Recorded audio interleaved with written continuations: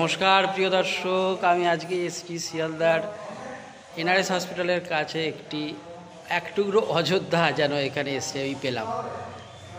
রাম সীতার বিগ্রহ রয়েছে, ভোগ প্রসাদও খেলাম, আরতি দেখলাম। ভাই দাদা, আমার হচ্ছে অরূপ দাস, আমার চ্যানেল অরূপ জার্নি। আজকে এই মন্দিরের উপভোগটা খুব সুন্দর লাগলো। মন্দিরের দৃশ্য আপনারা দেখতে পাবেন। আর ভালো লাগলে লাইক শেয়ার সাবস্ক্রাইবটা করবেন, অবশ্যই কমেন্টটাও করে দেবেন আর শেয়ার করবেন যত পারেন, তাহলে ভিডিওটা অনেক মানুষের কাছে যাবে, অনেক মানুষ দেখতে পাবে। এরকমই একটি ছোট্ট জায়গায় বাড়ির মধ্যে এরকম রাম সীতার মন্দির অজানা আছে মানুষের কাছে অনেক অজানা জিনিসকে তুলে ধরাটাই আমার কর্তব্য।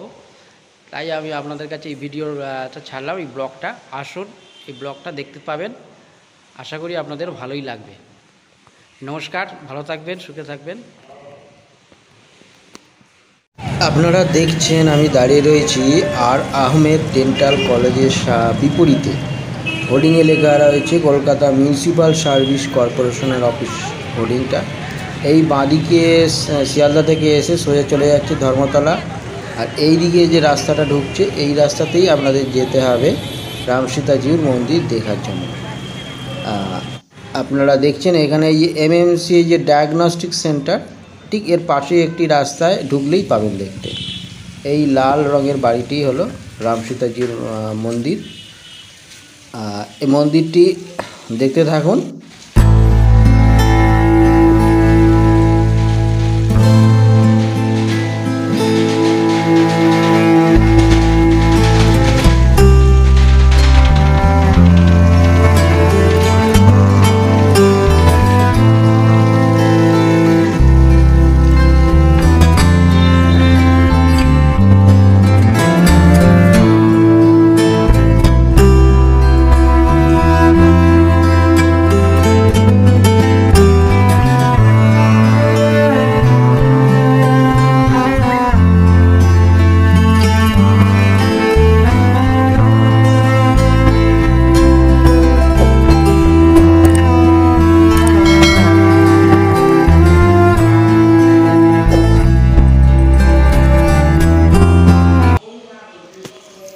মন্দিরটা যতদূর শুনলাম 100 বছরের পুরনো, 1926 সালে প্রতিষ্ঠিত।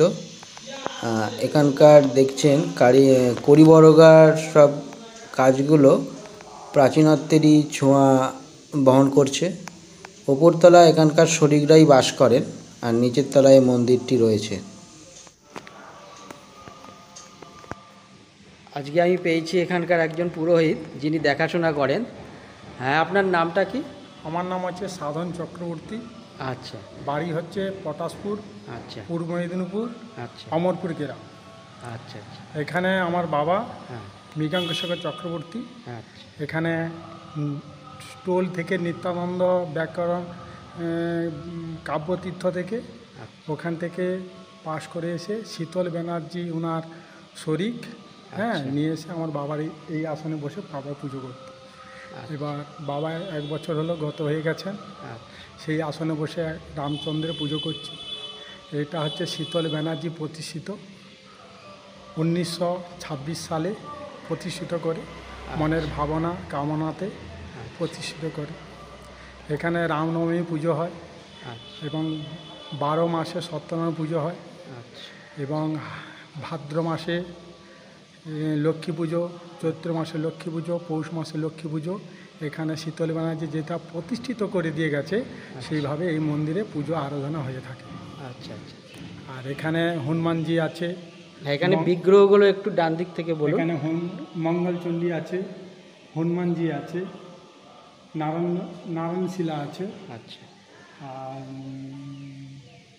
আপনার হচ্ছে তোমার মহাদেব আছে, নকলেশ্বরী তারা মায়ের ফটক আছে, আর লক্ষ্মী আছে। আচ্ছা, আর এখানে হাঁড়ির ভিতরে লক্ষ্মী আছে, আমাদের ওখানে থাকে এই ভাদ্র মাসে এবং পৌষ মাসে, চৈত্র মাসে আমাদের লক্ষ্মী পুজো হয়ে থাকে। আচ্ছা, আচ্ছা। এটা শীতল ব্যানার্জি যেটা কুলাচার যেটা আছে সেইভাবে আমাদের পুজো আরাধনা হয়ে থাকে। আচ্ছা, আচ্ছা, আপনাকে অসংখ্য ধন্যবাদ আপনাকে আমাদের সঙ্গে পাওয়ার জন্য। এখানে রামনবমীর আগের দিন মানে চাঁচর হয় এখানে, আচ্ছা, রাবণ আচ্ছা। রাবণ পুরো হয় আচ্ছা আচ্ছা এই জায়গাতে। আগে এখানে অনেক যাত্রা হতো, আচ্ছা এখন সেটা নেই। তখন অজিত পাঁজা টাঁজা এসে এখানে যাত্রা করে যেত। আচ্ছা আচ্ছা আচ্ছা আচ্ছা আচ্ছা আপনাকে নমস্কার, ধন্যবাদ আবার জানাচ্ছি।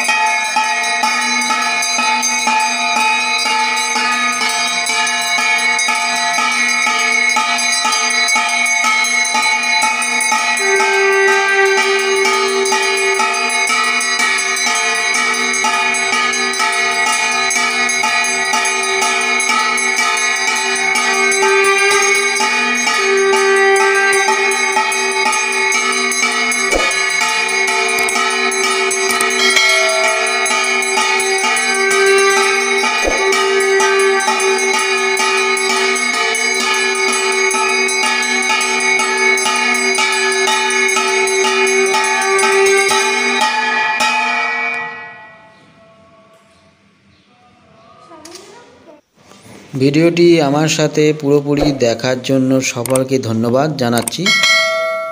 আগামী দিনে আবার ভিডিও আপনাদের সামনে নিয়ে আসব, তার জন্য অপেক্ষা রাখলাম, তাড়াতাড়ি নিয়ে আসব। আর সবাইকে জানাই যে ভিডিওটি ভালো লাগুক বা খারাপ লাগুক, লাইক শেয়ার কমেন্ট অবশ্যই করবেন, এতে আমি অনুপ্রেরণা পাই পরবর্তী ভিডিও ভালো করে দেওয়ার জন্য। ভালো করে শেয়ার করে দিন, প্রচুর শেয়ার করুন, যাতে এই ভিডিওটি সবার কাছে পৌঁছতে পারি। আশা করি ভালো লাগলো। ধন্যবাদ।